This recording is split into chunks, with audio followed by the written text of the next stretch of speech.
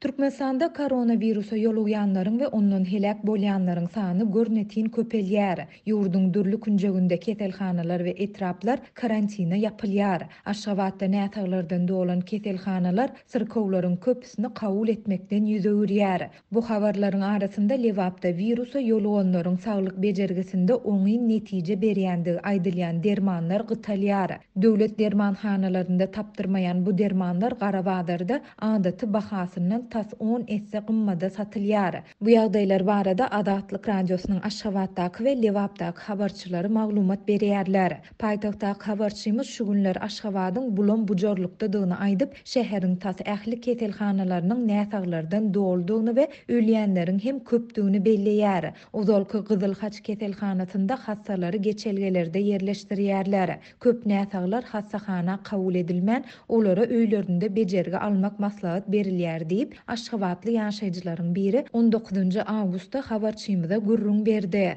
Onuň sözlerine görä virus bilen keselleýänleriň arasynda ähli ýaşdaky adamlar, şol sanda odal vaksina tanjymyny etdirenler hem bar. 30-njy etrapçada näsaglar has köp. Bu habarlaryň arasynda Lewapda virusa yoluganlaryň saglyk bejergisinde oňy netije berýändigi aýdylýan dermanlar gytalýar. Lewapdaky habarçymyzyň maglumatyna görä yerli lukmanlar koronavirusa yolugan raýatlaryň saglyk bejergisinde remdesivir, ergoferon, sink, giparin, azitromisin we arbidol ýaly dermanlardan peýdalanýarlar. Häzirki wagtda bu dermanlar Türkmenabad şäheriniň we Farab çärjüw etraplarynyň hassahanalarynda we döwlet dermanhanalarynda düýbünden diýen ýaly tapdyrmaýar. Şol bir wagtda olary derman sewdasyny edýän habarçymyzyň sözlerine görä hususy taraplaryň elinde ýa-da Garabadarda adaty bahasyndan tas 10 esse gymmada satyn alyp bolýar. Häzir Türkmenabad şäherindäki we Farab etrafyndaky Garabadarda remdesivir dermanynyň bir gutusy adyndan 2000 manada satylýar. Bu dollaryň resmi kursunda 570 Garabadar narhynda 58 dollara deňdir.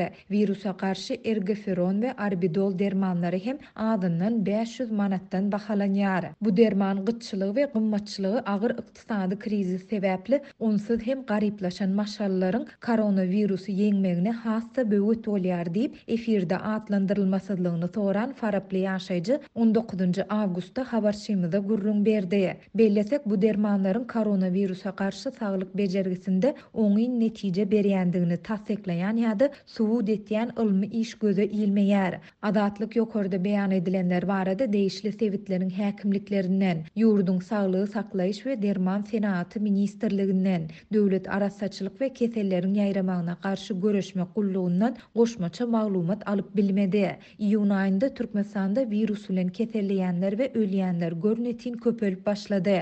Şondan bäri Aşgabatda, Lewapda we Marda bir näçe keselhana, etrap we owa karantina yapyldy. Bu habarlaryň arasynda Türkmen häkimetleri mart aýynda gowşadylan virusa garşy ätiýaşlyk çärelerini gaýtadan güýçlendirip, ilata köpçülikleýin tanjym edip başlasalar-da pandemiýanyň başyndan bäri ýurdun çäklerinde COVID-19-yň ýokdugyny tekrarlap gelýärler. 6 awgustda Germaniýa dünýäde Türkmenistany COVID-19 ýokuşmalary bilen bagly ýokary töwekkelçilikli ýurtlaryň hataryna goşan bilinýän ilkinji ýurt bolup, öz raýatlaryna Türkmenistana zerur bolmadyk syýahatçylyk saparlaryny amala aşyrmazlygy duýdurdy.